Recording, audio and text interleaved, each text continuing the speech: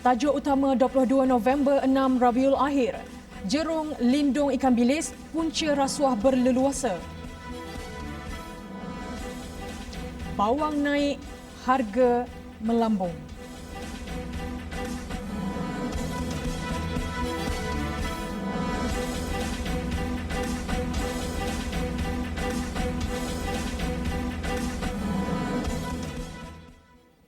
Bismillahirrahmanirrahim. Assalamualaikum warahmatullahi wabarakatuh. Berita Al-Hijrah malam ini bersama saya Fazidah Mustafa. Lagi pendedahan berhubung rasuah dalam kalangan anggota Jabatan Imigresen. Hari ini seorang lagi anggota jabatan tersebut, grade KP19, direman bagi membantu siasatan pembabitan sindiket urusan cap palsu di pintu masuk antarabangsa negara. Suspek dibawa oleh Suruhanjaya Pencegahan Rasuah Malaysia ke Mahkamah Magistrat Putrajaya pagi tadi untuk permohonan reman. Magistrat Siti Roslizawati Muhammad Zanin membenarkan anggota yang bertugas di lapangan terbang antarabangsa KLIA 2 itu direman 6 hari sehingga Jumaat depan. Op Selat digerakkan SPRM dengan kerjasama Jabatan Imigresen membabitkan serbuan di Putrajaya, Johor Bahru, Kuching dan Kota Kinabalu. Kes disiasat di bawah Seksyen 16 Akta SPRM 2009 dan Akta Pencegahan Pengubahan Wang Haram, Pencegahan Pembiayaan Keganasan dan Hasil daripada Aktiviti Wang Haram 2001. Dengan penahanan terbaru ini, kini 54 individu termasuk 34 pegawai imigresen yang bertugas di KLIA, KLIA 2 dan Bangunan Sultan Ismail, Johor Bahru ditahan menerusi op selat yang dilancarkan sejak 16 November lepas. Semalam 3 lagi individu termasuk 3 pegawai Jabatan Imigresen direman.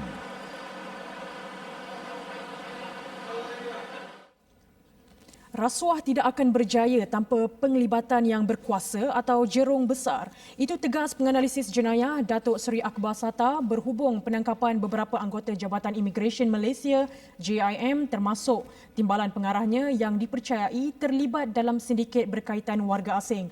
Tegasnya tidak mustahil kegiatan tersebut didalangi golongan atasan atau VVIP sehingga membuatkan pegawai bawahan berani melibatkan diri. Saya ada juga di kalangan VVIP yang terlibat kerana kegiatan ini memerlukan jumlah wang yang banyak dan selalunya dipengaruhi oleh orang-orang yang tertentu yang mempunyai pengaruh dan juga mempunyai pengaruh yang besar dan juga orang yang mempunyai wang yang mana mereka ini dapat mempengaruhi bukan saja agensi penguasa, bahkan juga mereka kadang-kadang dapat juga mengatasi masalah-masalah yang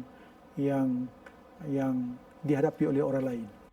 Tambahnya, kegiatan rasuah yang kerap berlaku di dalam negara juga berpunca daripada masalah gaji yang rendah, tekanan kawasan persekitaran, seterusnya menjurus peluang untuk melakukan jenayah tersebut. Beliau menjangkakan selepas penahanan tersebut, beberapa jabatan lain seperti Jabatan Kastam Diraja Malaysia dan Polis Diraja Malaysia akan turut terkena tempias. Dalam pada itu, Datuk Seri Akbar Sata mengingatkan kepada pemimpin supaya sentiasa ingat kepada akhirat semasa memegang jawatan yang tinggi. Satu lagi ialah kita hendaklah juga sebagai pimpinan atasan, sama ada di peringkat negara ataupun di kementerian dan juga jabatan, hendaklah menunjuk contoh yang baik. Dan kita sendiri hendaklah mempunyai iktizam untuk menghapuskan rasuah. Jadi apabila kita berada di satu kementerian, jika sekiranya kita mengetahui bahawa perkara ini telah berlaku begitu lama, kita buat tak tahu, jadi ini merupakan satu perkara yang tak baik dan itu merupakan satu tanggungjawab dan accountability sebagai pimpinan. Dan juga kita kena ingat bahawa jika sekiranya kita tidak menjalankan tugas dengan baik, maka kita akan diadili juga di akhirat nanti. Sementara itu, beliau mengucapkan tahniah kepada pengarah Suruhanjaya Pencegahan Rasuah Malaysia dan pengarah JIM yang telah berjaya mematahkan sindiket berkaitan warga asing di pintu masuk KLIA 1 dan 2 sekaligus melumpuhkan kegiatan tersebut bukan sahaja di dalam negara, malahan di negara luar yang terlibat. Dua juruterbang pesawat ringan jenis Beechcraft Bonanza B5045B terselamat ketika melakukan pendaratan cemas di kilometer 47 lebuh raya utara selatan arah selatan berhampiran susur keluar sedenak. Dalam kejadian 11 pagi itu, juruterbang pertama Dr. Yang Kuang Ying 52 tahun dan pembantunya Salihullah Abdul Majid 41 tahun tidak mengalami sebarang kecederaan. Ketua Polis Kuala Jaya, Tok Beng Yau berkata kedua-dua juruterbang disahkan mempunyai kebenaran untuk melakukan penerbangan dan mereka hanya ingin melengkapkan rekod penerbangan rutin. Tadi saya dah tengok surat tu, memang ada kebenaran untuk ini dia orang kira nak dapatkan flying hours. Flying hours biasa dia akan buat rutin flying daripada Singapura ke Melaka dan balik. Lepas tu dia akan buat satu round lagi daripada Singapura ke Melaka balik. Untuk dapatkan flying hours dia. So memang dia tak perlulah untuk dapat surat rentas negara ke negeri ke, tak perlu. Juruterbang pertama Dr. Yang Kuang Ying mempunyai pengalaman 12 tahun dalam penerbangan. Difahamkan pesawat ringan itu berlepas dari lapangan Seletar Singapura dan ingin menuju lapangan Batu Berendam Melaka. Kes ini akan diserahkan kepada Jabatan Penerangan Awam DCA untuk siasatan lanjut. Penduduk di Sabak Bernam, Selangor yang terlibat dalam gangguan ketuk pintu pada waktu malam dinasihati mengamalkan bacaan Yasin dan solat hajat bagi mengelak daripada kekacauan terus berlaku. Pengamal Perubatan Islam Nur Azam Abdul Aziz berkata, inisiatif itu boleh dilakukan dengan kerjasama antara pengurusan masjid dan komuniti kampung sebagai pelindung daripada gangguan makhluk halus. Inisiatif yang boleh dilakukan oleh penduduk kampung ialah bersama-sama dengan jawatan kuasa masjid untuk melakukan solat hajat dan bacaan Yasin serta berdoa kepada Allah Subhanahu Wa Taala agar kejadian yang hitam ini ataupun gangguan bermasa itu dapat dielakkan dan dihapuskan. Tambahnya, amalan solat hajat dan bacaan Yasin boleh diteruskan pada setiap malam sehingga gangguan tersebut tidak berulang lagi. Jelasnya gangguan itu berkemungkinan daripada individu yang menuntut ilmu hitam dan berhenti separuh jalan. Ada juga pengamal ilmu hitam ini yang cuba untuk baru mula belajar tetapi belajarnya separuh jalan dan kemungkinan ilmu tersebut tidak kesampaian dan akibatnya dia akan merasuk kepada orang tersebut untuk mengganggu orang lain ataupun mengganggu masyarakat. Beliau juga tidak menolak kemungkinan gangguan itu berlaku disebabkan individu yang mengamalkan ilmu hitam cuba menguji ilmu yang dipelajari. Baru-baru ini tular di media sosial, sebahagian penduduk di Sabak Bernam, Selangor mengalami gangguan pintu rumah mereka diketuk pada waktu malam tanpa memberi salam. Gangguan itu melibatkan beberapa kampung di daerah berkenaan sehingga menjadi persoalan di kalangan mereka. Menyewa hotel atau rumah tumpangan untuk berkumpul dan mengadakan parti beramai-ramai. Itu antara kesalahan terbaru dikesan polis sepanjang Perintah Kawalan Pergerakan Bersyarat PKPB di daerah itu yang tamat tengah malam tadi. Menurut Ketua Polis Kota Star, Asisten Komisioner Ahmad Syukri Mat Ahir, itu antara taktik golongan remaja belasan tahun yang berjaya dikesan pihaknya sebelum diambil tindakan kerana melanggar PKPB yang bermula sejak 9 November lalu. 11 daripadanya berusia 13 tahun hingga 21 tahun ditahan dalam serbuan yang dilakukan di sebuah bilik sewa dekat Jalan Langgar minggu lalu. Malah katanya, ketika PKP pemulihan bulan lalu, polis turut mengeluarkan kompaun terhadap 6 individu dalam serbuan di sebuah hotel di bandaraya ini. Mereka ini akan menyewa hotel-hotel ataupun rumah-rumah tumpangan. Ini isu ni ekoran daripada penutupan pusat-pusat hiburan di mana pusat-pusat hiburan termasuk dalam senarai aktiviti-aktiviti yang dilarang dalam SOP MKN. Jadi sebagai alternatifnya, golongan-golongan muda ini akan mencari jalan lain. Mereka menyewa hotel-hotel, rumah-rumah tumpangan untuk mereka mengadakan aktiviti-aktiviti untuk bersukaria. Terdahulu, SCP Ahmad Syukri melakukan tinjauan di 6 sekatan jalan raya SJR hari terakhir PKPB yang tamat pada jam 12.30 malam tadi. Jumlah keseluruhan kompaun yang dikeluarkan sepanjang PKPB ini adalah sebanyak 56 kompaun serta 1 tangkapan dilakukan. Harga bawang yang naik mendadak menimbulkan keresahan penduduk di Terengganu. Tinjauan TV Al-Hijrah di Pasar Besar Kedai Payang mendapati harga bawang merah Pakistan saiz kecil dan besar dijual dengan harga RM12 dan RM10 sekilogram berbanding RM6 dan RM4 pada minggu lalu. Menurut peniaga, harga bawang naik antara 30 hingga 50% kerana bekalan tidak mencukupi serta permintaan pelanggan yang tinggi. Keadaan ini disebabkan tiada kemasukan stok bawang dari negara India dan China ekoran beberapa masalah termasuk penularan virus COVID-19. Kenaikan makin meningkat. Kalau dalam minggu lepas kita bawang merah kita jual dalam RM8 sekilo. Tapi dalam minggu ni kenaikan dia 10 kepada RM12 pula. Itu juga dengan bawang besar. Belum pada ni kita jual dalam RM6. Bermula pada minggu ni bawang besar akan dia kepada RM8 sekilo. Bawang besar dan bawang merah hanya dari Pakistan sahaja yang ada. Bawang India tak ada.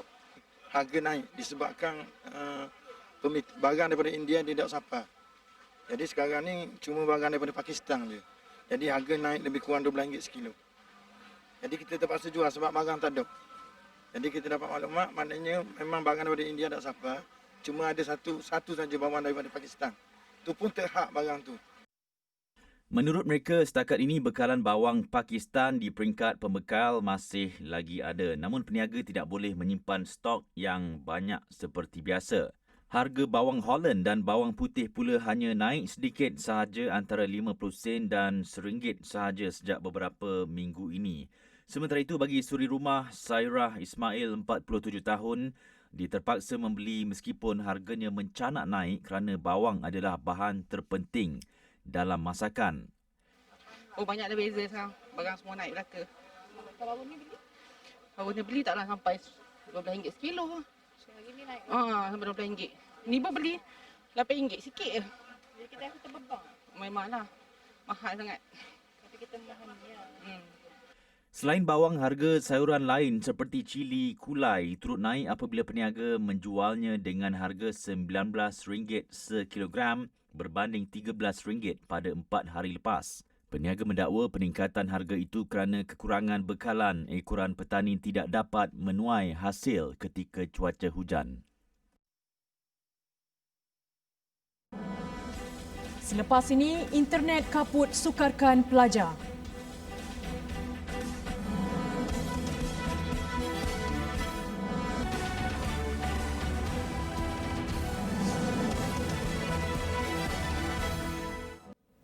Alhamdulillah bertemu kembali.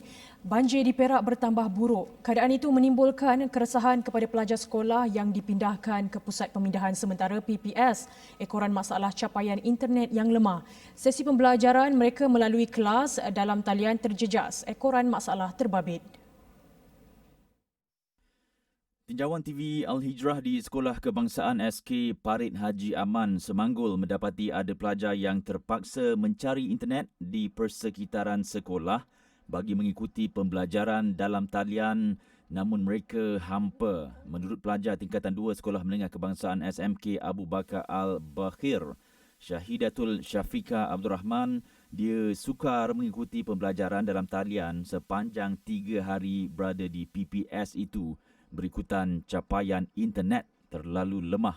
Susah jugalah sebab disebabkan line pun macam tak open elok. Jadi saya macam kalau cikgu buat kelas online dekat mana-mana aplikasi pun saya tak boleh nak masuk. So macam mana awak buat study? Study pun belajar dari buku ataupun cikgu bagi video saya tengok. Itu je. Tambahnya, capaian internet di PPS tersebut yang lemah menyebabkan sesi pembelajaran kerap terputus dan dia gagal untuk masuk semula walaupun beberapa kali mencuba. Masalah sama diakui Nur Nazatul Nazia Jamaluddin yang berkata ruangan untuk mereka belajar agak terhad selain capaian internet lemah. Ujar pelajar tingkatan 3 ini dia sangat berharap pihak berkaitan dapat menyediakan kemudahan Wi-Fi untuk memudahkan mereka belajar di PPS tersebut. Macam tak boleh fokus lah. Sebab tempat dia sempit, kat rumah luas. Lagipun internet okey tak? kadang-kadang okey, kadang-kadang tak. Susah sikit lah sebab internet slow. Sementara itu, Exco Pendidikan Perak Razman Zakaria berkata pihaknya bercadang menyediakan kemudahan internet di PPS dalam negeri itu supaya pembelajaran pelajar tidak terganggu. InsyaAllah dia ni tak ada daripada ni, dia untuk mungkin khidmat untuk kita ni akan usaha dapatkan talian. Di sekolah-sekolah kita akan menyediakan untuk buat di sekolah-sekolah sebagai pusat. Banjir di Perak bertambah buruk dengan jumlah penduduk yang dipindahkan ke 6 pusat pemindahan sementara PPS meningkat sekali ganda daripada 319 orang pada 9 malam semalam kepada 736. Di Melaka, setakat 6 petang, 482 mangsa banjir daripada 142 buah keluarga terpaksa dipindahkan ke 6 pusat pemindahan sementara PPS di 3 daerah di Melaka, meningkat berbanding hanya 394 mangsa tengah hari tadi. Sebuah lagi PPS dibuka di Jasin iaitu di Sekolah Kebangsaan SK Parit Gantong yang membabitkan seramai 17 mangsa daripada 3 keluarga. Selain itu, 3 PPS di Jasin adalah di SK Tehil, Sekolah Menengah Kebangsaan SMK Bukit Katil dan SJKC Syuh Yen. Jasin juga kekal menjadi daerah tertinggi dengan 325 mangsa daripada 101 keluarga. Sementara itu, 100 mangsa daripada 28 keluarga di Melaka Tengah ditempatkan di PPS SK Air Molek. Sementara itu, seorang mangsa Maidin Ros, 59 tahun, berkata kali terakhir berdepan banjir teruk pada tahun 2006 yang menenggelamkan hampir keseluruhan rumahnya. Okay, dah biasa dah. Dah biasa dah. Okay, tak trauma juga dah. Pasal kita dah biasa kena banjir kan. Tapi 2006 memang saya trauma betul. Pasal barang-barang semua habis kan. Okay, barang ni sekarang kita boleh selamatkan. Itu je lah. Dari bila air naik tu abang buat apa mula-mula? Naikkan barang ni lah. TV-TV ke semua naik atas semua.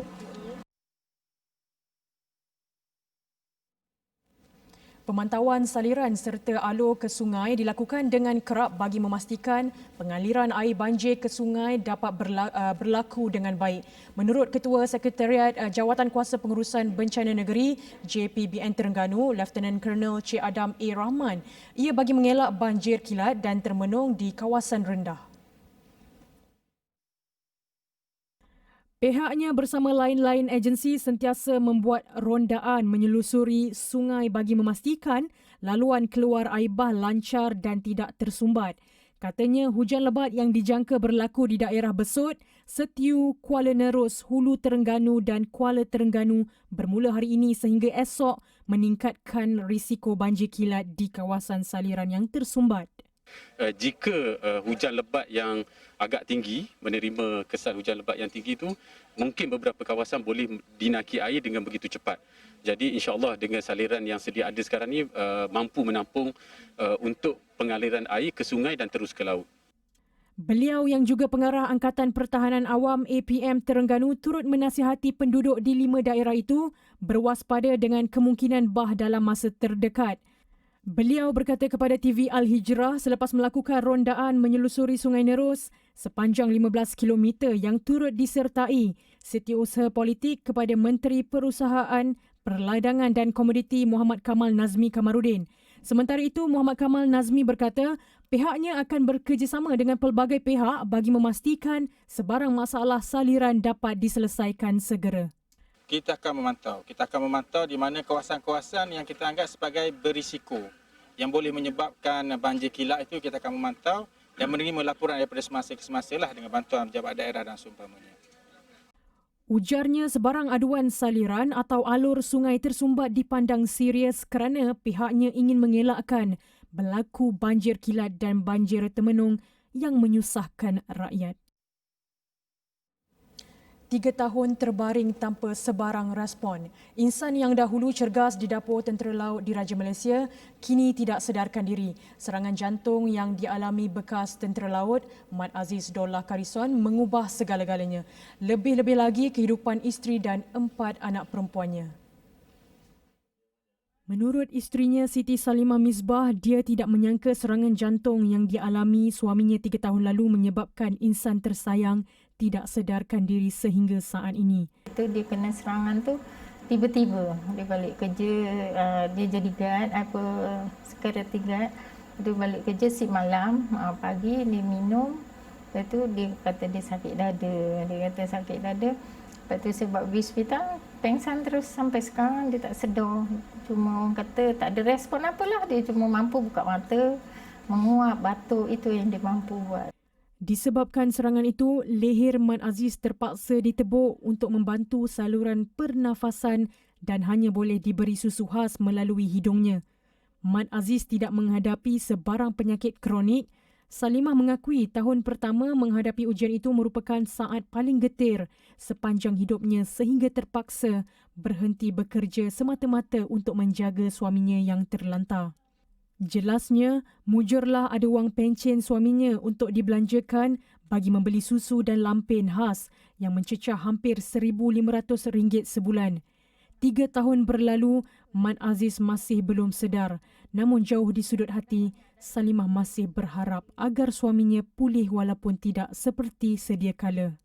Saya memang mengharap tiap-tiap hari saya mengharap dia. Orang kata tak pulih sepenuhnya pun dapat respon lah. Saya panggil dia dapat dengar apa yang saya cakap. Bila tak dapat duduk pun jadi orang kata ada respon lah. Senang ceritanya respon kita cukup lah orang kata. Orang kata nak kata macam sedia kala tu mustahil kan. Tapi orang kata kehendak Tuhan kita tak tahu kan. Macam tu je lah. Harapan tu memang tinggi harapan saya. Tambah Salimah, keempat-empat anak perempuannya menjadi sumber kekuatan dalam menghadapi hari mendatang. Setiap kali merasa sedih dan kecewa, dia meletakkan pengharapan kepada Allah Subhanahu Wa Taala dan berdoa agar diberi kesabaran yang tinggi. Perkembangan COVID-19, bilangan kes positif kekal 4 angka dengan 1,096 kes baru dicatatkan hari ini. Walau bagaimanapun, kes sembuh lebih tinggi dengan 1,104 kes. Selangor mencatatkan kes baru paling tinggi dengan 603 kes. Ia diikuti Sabah 311 kes dan Perak 55 kes. Sementara Pahang, Terengganu dan Sarawak tiada kes baru. Pertambahan kes hari ini menjadikan jumlah keseluruhan kes COVID-19 meningkat kepada 54,775 kes dengan 12,843 kes aktif. 3 kematian dicatatkan hari ini melibatkan 2 orang lelaki masing-masing berusia 68 dan 90 tahun dari Tawau dan Kota Kinabalu dan seorang wanita 80 tahun dari Sandakan. Ia menjadikan jumlah kematian setakat ini 335 nyawa. Harimau bintang bunyi kucing.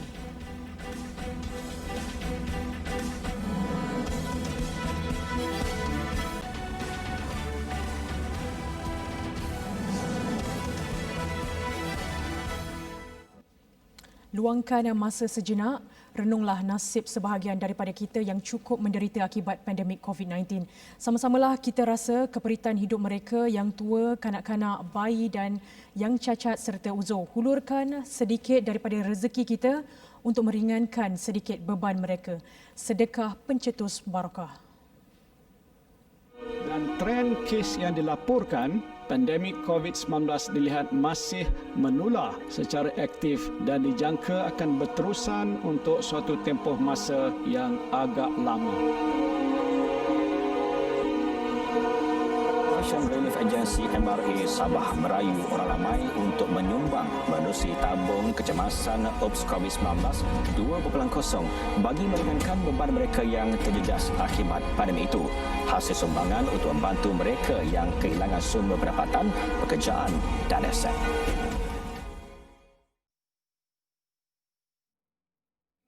Aksi seekor harimau bintang salji atau snow leopard sedang mengaum berjaya dirakam di Taman Negara Zhangjiajuan di barat laut China.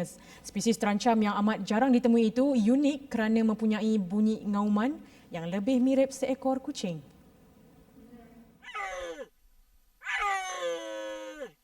Footage yang berjaya dirakam oleh petugas Taman Negara itu menunjukkan haiwan berkenaan mengaum beberapa kali sebelum naik ke atas sebuah batu dan menggosokkan pipinya ke batu berkenaan sebagai cara menandakan kawasannya. Menurut saintis, harimau bintang salji itu mempunyai peti suara yang berbeza berbanding harimau bersaiz besar lain, menjadikannya kedengaran lebih manja. Haiwan yang berada dalam lindungan ketat kerajaan China itu tinggal di kawasan pergunungan, menjadikannya sukar ditemui.